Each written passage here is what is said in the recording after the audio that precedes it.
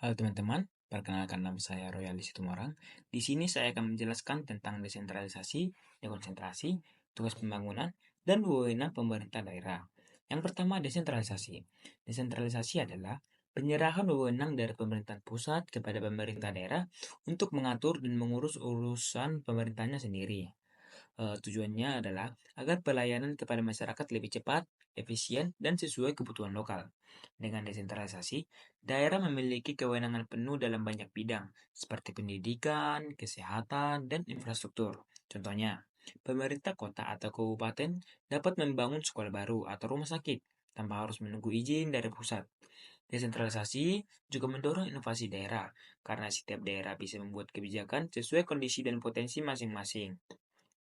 Ya, ini penting dalam negara yang besar dan beragam seperti Indonesia, supaya pembangunan lebih merata dan responsif terhadap masyarakat. Selanjutnya yaitu dekonsentrasi. Dekonsentrasi adalah pelimpahan sebagian wewenang dari pemerintahan pusat kepada pejabat pusat di daerah, seperti gubernur sebagai wakil pemerintah pusat. Berbeda dengan desentralisasi yang memberikan otonomi kepada daerah, dekonsentrasi tetap dikendalikan oleh pusat. Tujuannya adalah untuk mempercepat pelaksanaan program nasional dan menjaga keseragaman kebijakan di seluruh Indonesia. Contohnya, pelaksanaan program bantuan sosial nasional atau vaksinasi yang dijalankan oleh dinas vertikal kementerian di daerah.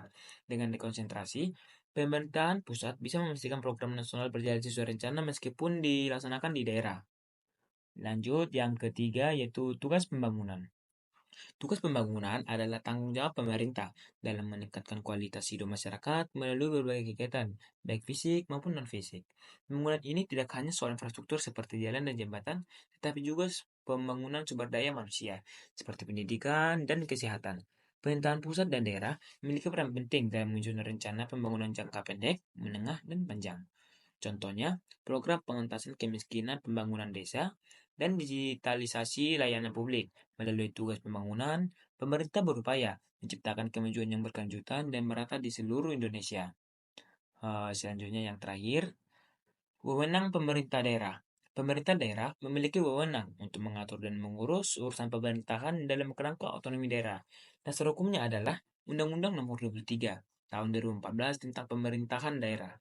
Wewenang ini memiliki bidang-bidang seperti pendidikan, kesehatan, pekerjaan umum, perhubungan, dan lingkungan hidup.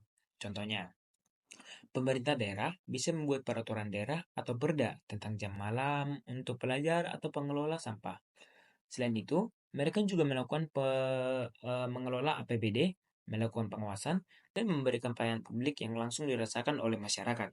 Dengan wewenang ini, pemerintah daerah diharapkan lebih cepat tanggap terhadap masalah dan kebutuhan warganya.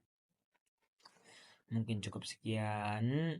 Saya mengucapkan terima kasih dan saya mohon maaf jika ada salah kata.